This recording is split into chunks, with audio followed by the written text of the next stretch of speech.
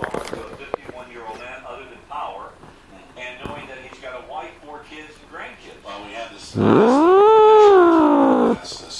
business called midlife